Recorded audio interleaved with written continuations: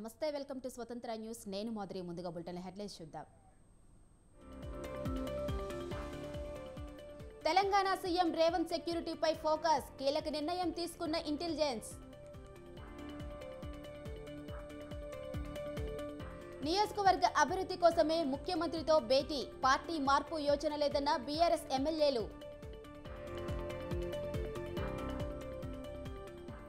3 రోజులు 6 సభలు ఈ నెల 27 నుంచి రా కదలిరా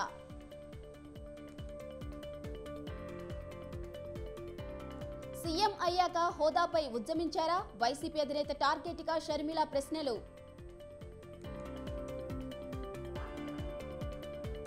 అయోధ్యకు అప్పుడే వెళ్లకండి కేంద్ర మంత్రులకు ప్రధాని సూచన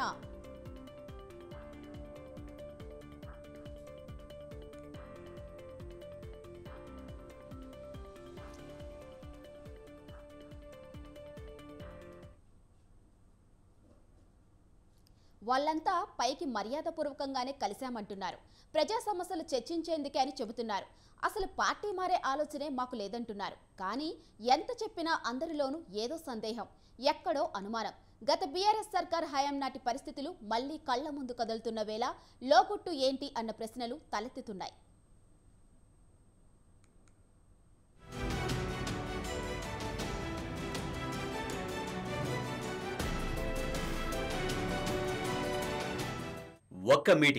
ఒకే ఒక్క మీటింగ్ తెలంగాణ రాజకీయాల్లో పెను సంచలనం సృష్టించింది.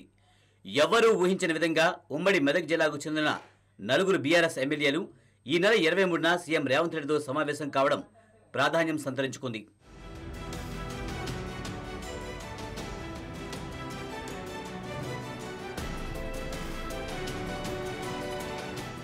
ఉమ్మడి మెదక్ జిల్లాకు చెందిన ఎమ్మెల్యేలు సునీత లక్ష్మారెడ్డి, ప్రభాకర్ రెడ్డి, మహిపాల్ రెడ్డి, మాణిక్రావు సీఎం రేవంత్ రెడ్డితో సమావేశమయ్యారు. అంతే ఒక్కసారిగా బీఆర్ఎస్ ఎమ్మెల్యేలు పార్టీ మారబోతున్నారంటూ ప్రచారం గుప్పమంది. దీంతో ఎక్కడ చూసినా ముఖ్యమంత్రితో వీరి సమావేశం గురించే చర్చ నడుస్తుంది.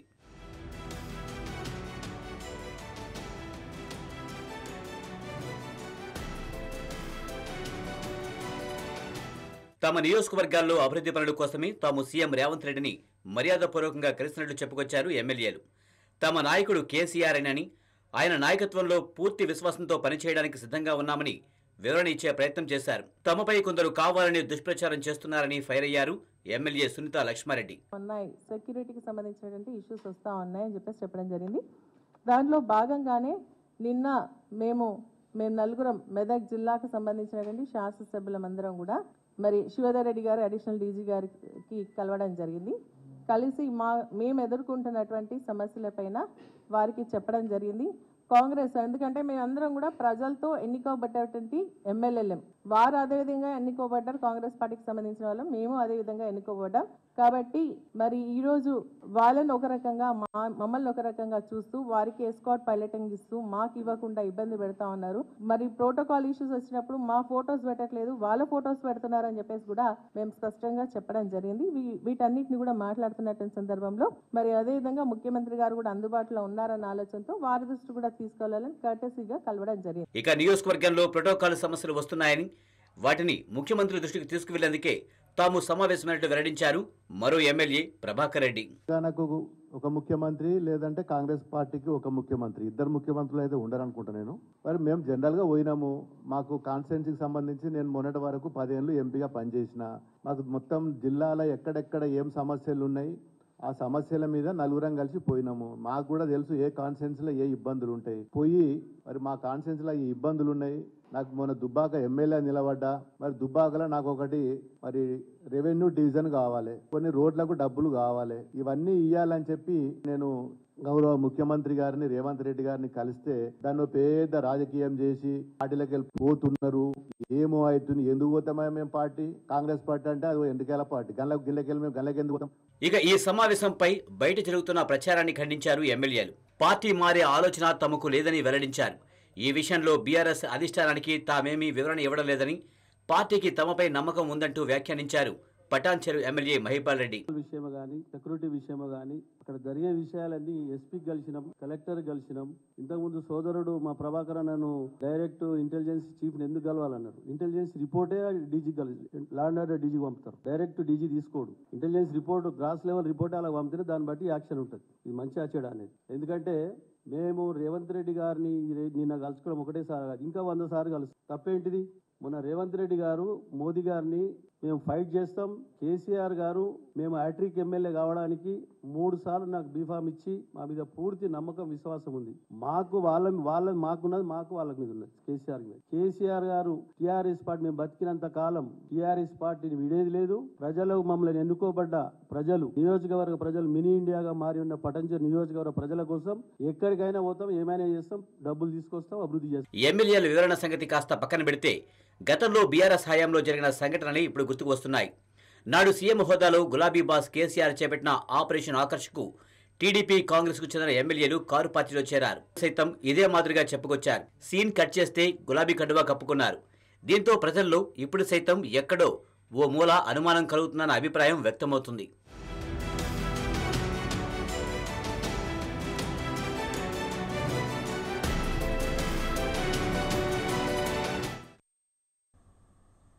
తెలంగాణ సీఎం రేవంత్ రెడ్డి భద్రతా విషయంలో భారీ మార్పులు చోటు చేసుకుంటున్నాయి.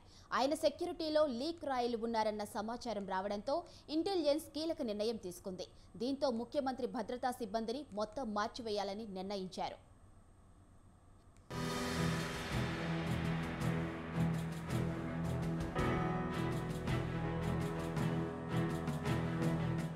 ముఖ్యమంత్రి భద్రత అంటే ఆషామాషి వ్యవహారం కాదు. అది చూసేందుకు సుశిక్షితులైన వాళ్ళుంటారు. అదే సమయంలో సీఎంకు సంబంధించిన సమాచారం ఎలాంటిదైనా బయటకు పొక్కకుండా చూస్తూ ఉంటారు. కానీ తెలంగాణ సీఎం రేవంత్ రెడ్డి విషయంలో మాత్రం ఇందుకు భిన్నంగా జరుగుతుందా అంటే అవుననే సమాధానం వస్తుంది. అనుమానాలు తలెత్తుతున్నాయి.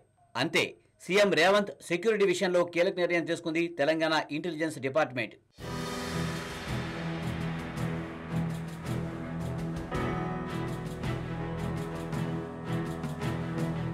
ముఖ్యమంత్రి రేవంత్ రెడ్డికి సంబంధించిన వ్యక్తిగత, అధికారిక సమాచారం బయటకు పొక్కుతుందని ప్రధానంగా ప్రభుత్వం తరపున రేవంత్ తీసుకునే నిర్ణయాలు మాజీ సీఎం కేసీఆర్ వద్దకు వెళ్తున్నాయన్న ఆరోపణలు వినిపిస్తున్నాయి. దీంతో మాజీ ముఖ్యమంత్రి కేసీఆర్ వద్ద పనిచేసిన సిబ్బంది ఎవరూ రేవంత్ వద్ద ఉండవద్దని ప్రభుత్వం ఆదేశాలు జారీ చేసినట్లు తెలుస్తోంది. ఇందులో భాగంగా ఇప్పటికే సీఎం వద్ద ఉన్న పోలీస్ సెక్యూరిటీని మొత్తం మార్చేసింది.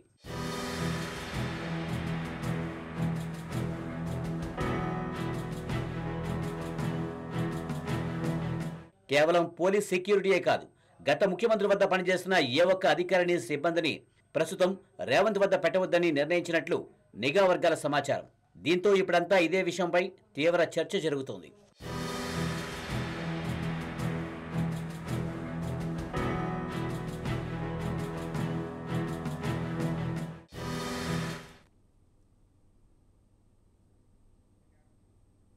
రాజ్భవన్లో గవర్నర్ తమిళసైతో CM Revanth Reddy, deputy CM Bhatti Vikramarka భేటీ అయ్యారు.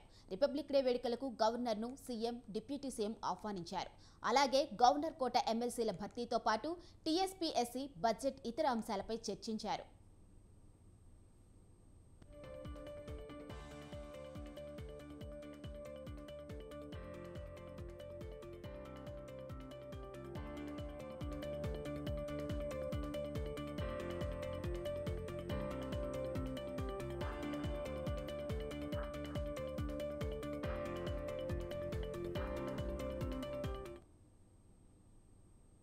ఎమ్మెల్యే, ఎంపీ స్థానాల్లో ఇన్ఛార్జీల మార్పులు చేర్పులు వైసీపీ అధిష్టానానికి తలనొప్పిగా మారాయి.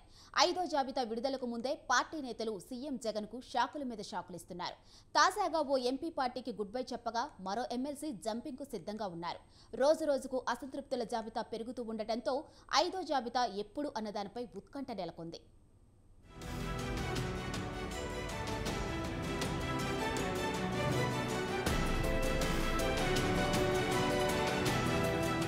ఇన్ఛార్జీల మార్పు వ్యవహారం వైసీపీలో ప్రకంపనలు సృష్టిస్తుంది. ఇప్పటికే మార్పులు చేర్పుల వ్యవహారంలో 4 జాబితాలు విడుదల చేసింది వైసీపీ అధిష్టానం. 5వ జాబితాపై దృష్టి సారించింది. ఇందుకు సంబంధించిన కసరత్తులు పెద్ద ఎత్తున చేస్తుంది. అయితే వారం రోజులకు పైగా సుదీర్ఘంగా కసరత్తులు చేస్తున్నా ఇంకా మార్పులు చేర్పులు ఓ కొలిక్కి రాలేదని సమాచారం. దీంతో 5వ లిస్టు విడుదలపై ప్రస్తుతానికి సందిగ్ధం నెలకొంది.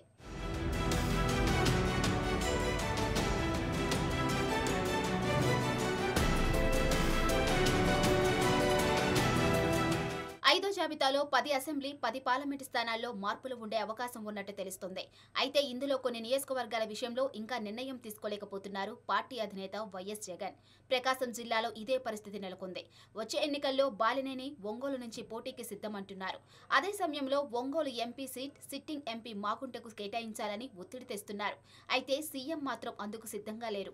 దీంతో ఒంగోలు ఎంపీ సీటుపై ఇంతవరకు స్పష్టత లేదు. సంతనూతులపాడు, కొండేపి అసెంబ్లీ స్థానాలు తాను చెప్పిన వారికి ఇవ్వలేదని ఇప్పటికే అసంతృప్తి వ్యక్తం చేశారు బాలినేని. ఇక గిద్దలూరు, మార్కాపురం సీట్లపైన అస్పష్టత కొనసాగుతుంది. ఈ 2 నియోజకవర్గాల్లో ఎవరిని అభ్యర్థులుగా ప్రకటించాలో తేల్చుకోలేకపోతుంది వైసీపీ అధిష్టానం. పిఠాపురం ఎమ్మెల్యే పెండం దొరబాబుని కాకినాడ ఎంపీగా పోటీ చేయాలని వైసీపీ సూచిస్తుంది. అయితే అందుకు ఆయన సిద్ధంగా లేరు. చలమలశెట్టి సునీలను పోటీ చేయాలని సీఎం జగన్ సూచిస్తున్నా ఆయన ముందుకు రావడం లేదు.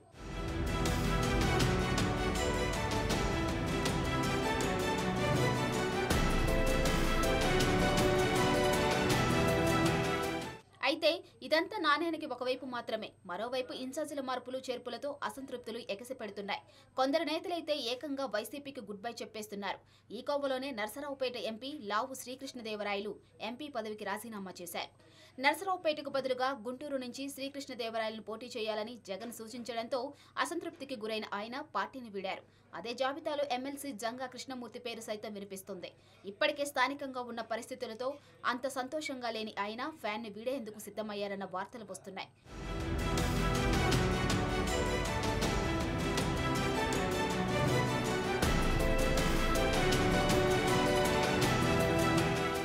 ఇలా పలు నియోజకవర్గాల్లో ఇంకా ఇన్ఛార్జీల మార్పులు చేర్పులు కొలిక్కి రాకపోవడంతో 5వ లిస్టు ఆలస్యమవుతుందన్న వాదన వినిపిస్తుంది.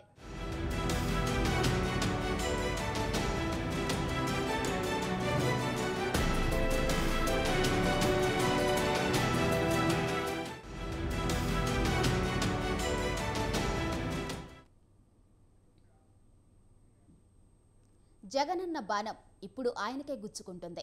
అవును, కాంగ్రెస్ పార్టీకి పునర్వైభవం తీసుకురావడమే లక్ష్యంగా రాష్ట్ర రాజకీయాల్లోకి వచ్చిన AP PCC chief Sharmila Jagan టార్గెట్గా విమర్శనాస్త్రాలను ఎక్కుపెడుతున్నారు.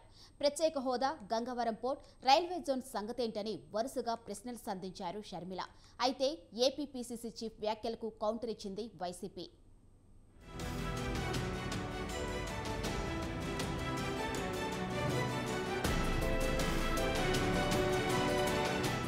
జిల్లాల పర్యటనలో భాగంగా కాంగ్రెస్ శ్రేణులను ఉత్తేజపరుస్తూ ఎన్నికలకు సిద్ధమవుతున్నారు AP PCC chief YS Sharmila. ఇందులో భాగంగా విశాఖ జిల్లాలో పర్యటించిన ఆమె కార్యకర్తలతో సమావేశమయ్యారు. రాష్ట్రంలో ప్రస్తుతం కుమ్మక్కు రాజకీయాలు నడుస్తున్నాయంటూ ఆరోపించారు షర్మిల. ఏపీలోని అధికార పార్టీ, ప్రతిపక్షం రెండూ బీజేపీతో కంటికి కనిపించని పొత్తు పెట్టుకున్నాయంటూ ఆరోపణలు సంధించారు.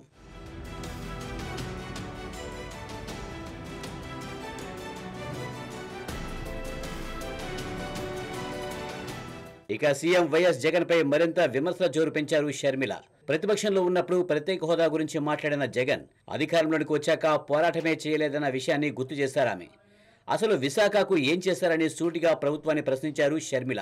Railway zone, Gangavaram port, Visakha ఉక్కు కర్మాగారం సహా పలు అంశాల్లో తన అన్న జగన్ కు ప్రశ్నాస్త్రాలు సంధించారు పీసీసీ చీఫ్. ఈరోజు ఆంధ్ర రాష్ట్రంలో కుమ్మక్కు రాజకీయాలు నడుస్తున్నాయి అనడానికి వేరే నిదర్శన అవసరం లేదు. ఉన్న పార్టీలు అటు పాలకపక్షమైన ప్రతిపక్షమైన బీజేపీతో కుమ్మక్కయ్యారు అనడం అబద్ధం అవుతుందా? గత 10 సంవత్సరాలుగా చూస్తున్నాం. మొదట అధికారంలో ఉన్న టీడీపీ ప్రభుత్వం ఏమో బీజేపీ పార్టీ 10 సంవత్సరాలు స్పెషల్ స్టేటస్ ఇస్తామంటే చంద్రబాబు గారు 15 సంవత్సరాలు స్పెషల్ స్టేటస్ కావాలన్నారు. అదే బీజేపీ పార్టీతో పొత్తు పెట్టుకున్నారు. టీడీపీ ఎంపీలను మంత్రులను చేసుకున్నారు. తీరా చూస్తే స్పెషల్ స్టేటస్ కోసం కొట్లాడారా చంద్రబాబు గారు అని చూస్తే ఒక్కసారి కూడా బీజేపీని నిలదీసింది లేదు.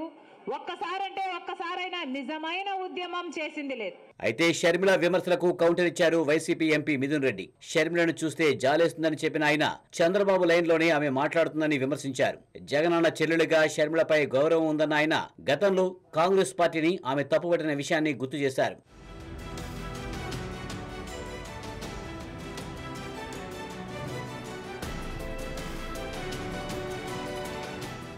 మొత్తంగా ఎన్నికల వేళ అధికార విపక్ష నేతల మధ్య మాటల తోటాలు పేలుతుండటంతో రాష్ట్ర రాజకీయం రోజురోజుకు వేడెక్కుతోంది.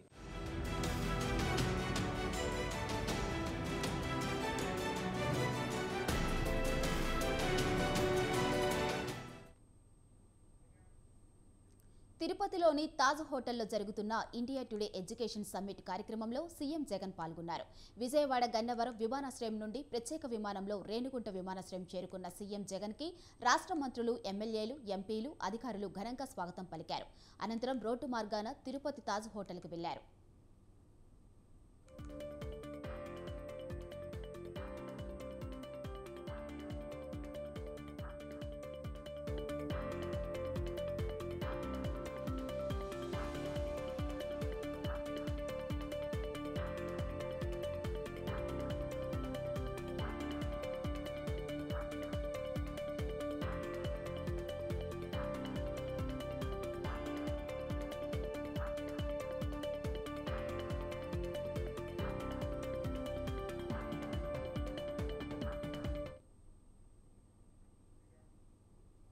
టాలీవుడ్ కొరియోగ్రాఫర్ జానీ మాస్టర్, సినీ నటుడు పృథ్వీరాజ్ జనసేనలో చేరారు. మంగళగిరిలోని కార్యాలయంలో ఏర్పాటు చేసిన కార్యక్రమంలో పవన్ కళ్యాణ్ సమక్షంలో జనసేనలో చేరారు. కొరియోగ్రాఫర్ జానీ మాస్టర్, సినీ నటుడు పృథ్వీరాజులకు జనసేన కండువు కప్పి పార్టీలోకి ఆహ్వానించారు పవన్. జానీ మాస్టర్, పృథ్వీ చేరికపై నేతలు, కార్యకర్తలు హర్షం వ్యక్తం చేశారు.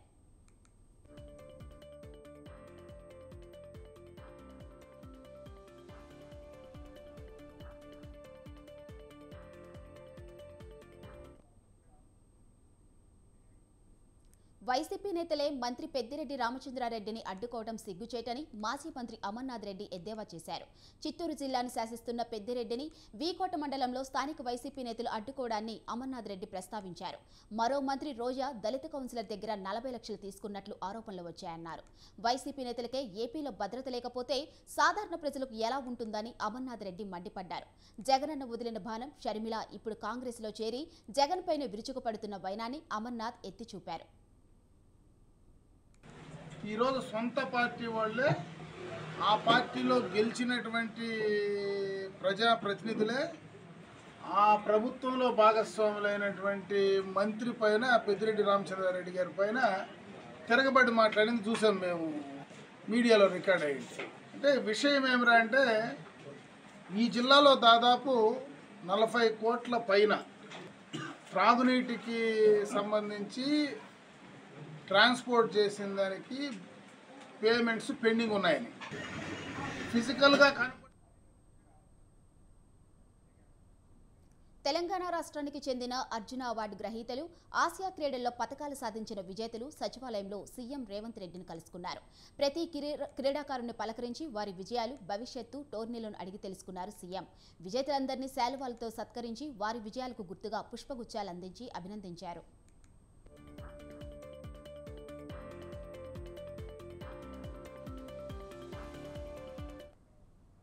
ప్రతి క్రీడాకారుడు ఎదుర్కొంటున్న సమస్యలను తెలుసుకొని జాబితాను రూపొందించాలని ముఖ్యమంత్రి సంబంధిత అధికారులను ఆదేశించారు. తెలంగాణలో క్రీడల అభివృద్ధికి తమ ప్రభుత్వం తగినంత ప్రోత్సాహం అందిస్తుందని సీఎం రేవంత్ అన్నారు. అర్హతలకు అనుగుణంగా ఆర్థిక సాయం, ఉద్యోగావకాశాలు కల్పించి క్రీడాకారులను ప్రోత్సహించవలసిన ఆవశ్యకత ఉన్నదని సీఎం చెప్పారు. ఈ సందర్భంగా విజేతలందరూ తమ పథకాలను, అవార్డులను సగర్వంగా ముఖ్యమంత్రికి చూపించారు. ముఖ్యమంత్రి రేవంత్ అందించిన ప్రోత్సాహానికి కృతజ్ఞతలు తెలిపారు.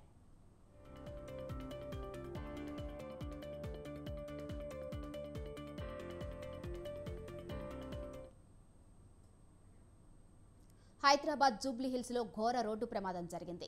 పెద్దమ్మ గుడి దగ్గర వేగంగా వస్తున్న కారు ఓ బైకును ఢీకొట్టింది. ప్రమాదం జరిగిన తర్వాత కూడా ఆ కారు ఆపకుండా వెళ్లిపోయింది. ఈ ఘటనలో బైక్ నడుపుతున్న వ్యక్తి అక్కడికక్కడే మృతి చెందాడు. వెనక కూర్చున్న మరో వ్యక్తికి తీవ్ర గాయాలయ్యాయి. మృతుడు బౌన్సర్గా పనిచేస్తున్నట్లు సమాచారం అందుకున్న జూబ్లీహిల్స్ పోలీసులు ప్రమాదంపై దర్యాప్తు చేస్తున్నారు. యాక్సిడెంట్ చేసిన కారుకు రిజిస్ట్రేషన్ నెంబర్ లేకపోవడంతో ఆ కారు ఎవరిది, ప్రమాదం ఎవరు చేశారనే వివరాలు తెలుసుకునేందుకు పోలీసులు సీసీటీవీ కెమెరాల ఫుటేజ్ పరిశీలిస్తున్నారు. జూబ్లీహిల్స్ నుంచి పంజాగుట్ట దాకా సీసీ ఫుటేజ్లను సేకరిస్తున్నారు.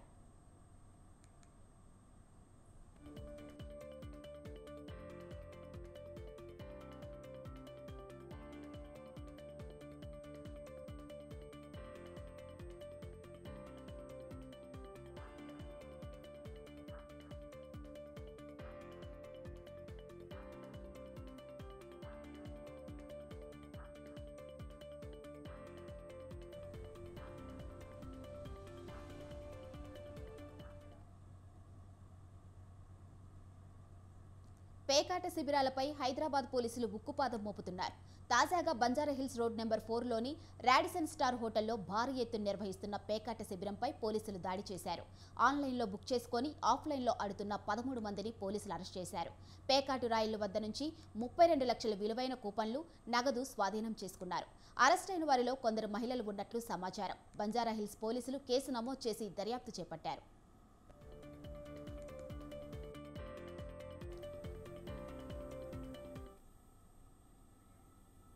అల్లూరు జిల్లా చింతూరులో ప్రముఖ ఆయుర్వేద వైద్యుడు జమాల్ ఖాన్ ఆసుపత్రికి ప్రముఖ తెలుగు సంగీత దర్శకుడు ఆర్పి పట్నాయక్ వచ్చారు. వ్యక్తిగతంగా తన ఆరోగ్య సమస్యల కోసం జమాల్ ఖాన్ సందర్శించారు. క్యాన్సర్, షుగర్ వ్యాధిగ్రస్తులకు ఎందరికో ఆయుర్వేద వైద్యాన్ని అందించిన జమాల్ ఖాన్ కలవడం ఎంతో సంతోషంగా ఉందని ఆర్పి పట్నాయక్ తెలిపారు. తెలుగు పాటల్ని కోయలో పాడిన, హిందీ పాటల్ని కోయ భాషలో పాడిన.